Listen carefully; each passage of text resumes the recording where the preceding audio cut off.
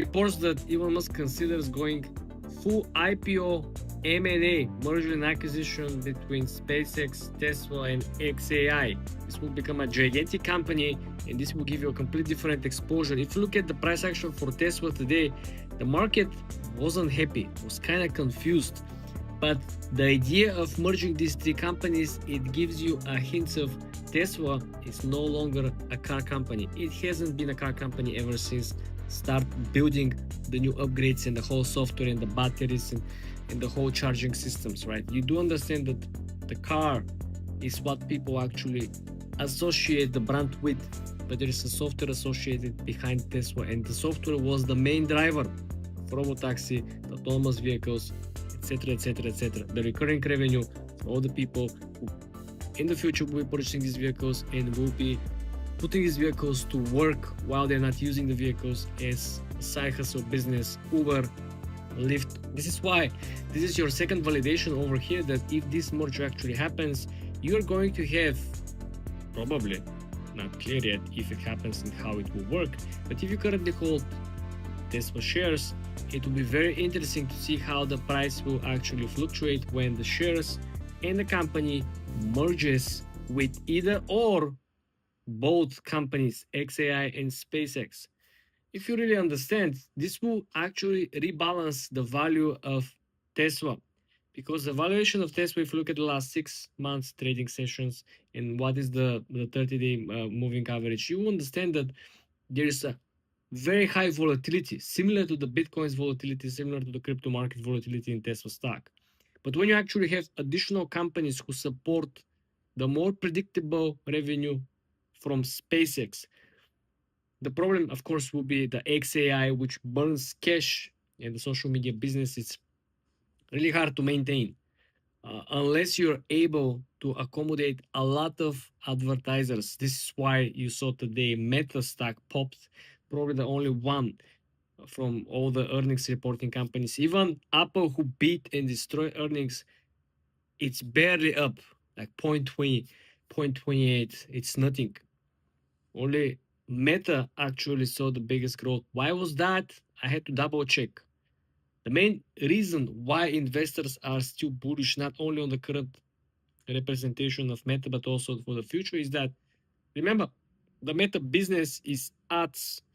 And now, because of the AI and the super intelligence team, they can optimize ads, they can place more ads, they can make the ads more flexible, they can make the ads cost a little bit more for better performance of the usual users.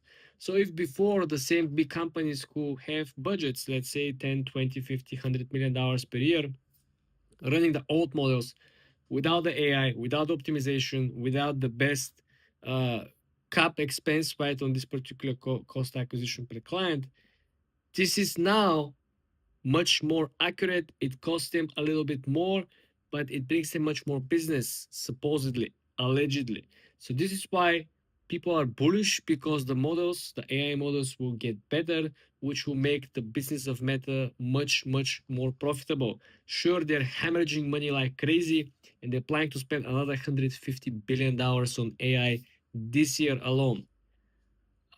This is very interesting, because if we go back to the biggest M&A, if it happens between Tesla, SpaceX, and XAI, well, this will give a massive, massive leverage, and also will give a greater probability for the performance of the stock, net worth of Elon Musk, of course, and will give a cushion of sustainability. If they have a bad quarter of sales of Tesla moving forward after the M&A, well, some of these missed opportunities or misperformance of the estimate of the earnings could be offset by very good performance of the SpaceX. Maybe he actually be able, as his main plan is, of course, to utilize XAI to become the one shop up where you will be able to buy stuff, hire people from here, being able to do absolutely that people are actually doing on the Chinese one-stop shop apps, right? They're using the apps for absolutely everything, for dating, for work, for social media, for entertainment. So the main concept here is that these three billion-dollar companies will add a separate value and will contribute with different qualities to the total valuation of the company if they go under the same ticker symbol.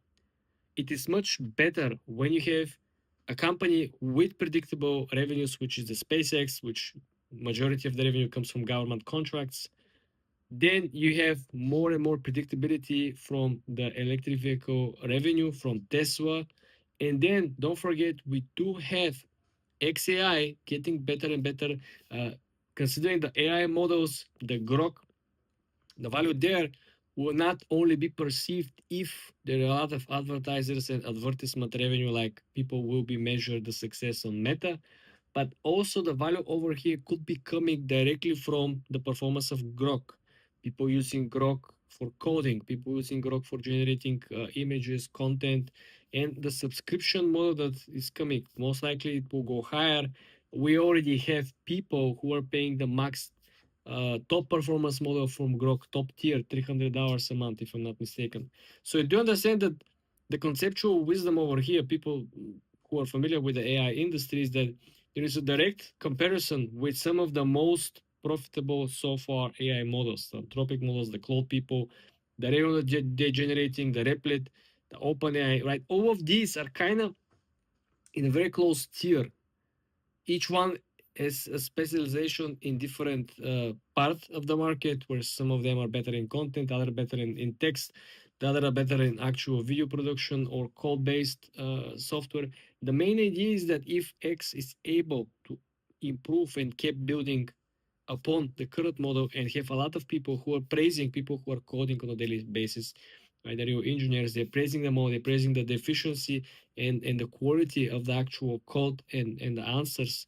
This is something that will add additional value and will help bring the valuation even higher, because you don't really expect Elon Musk to fail in general or in either of those ventures, right? You don't.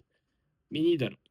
So worst case scenario, at least maybe 2 out of 3 companies will become super successful. Which two of these three? Definitely, in my opinion, SpaceX will be the one, because there's no definitely real competition. No one has actually cracked the code aside from them to build the reusable rockets and to be able to deliver the space station, all the contracts that they have on a daily basis. They work with NASA, etc. Right? And don't forget that there is a Starlink that no one yet talks about, and how Starlink will completely change the internet infrastructure around the world, and will provide the surveillance and will provide the different services, something similar to Palantir. It might be in the future in direct competition with Palantir. Who knows what's coming next?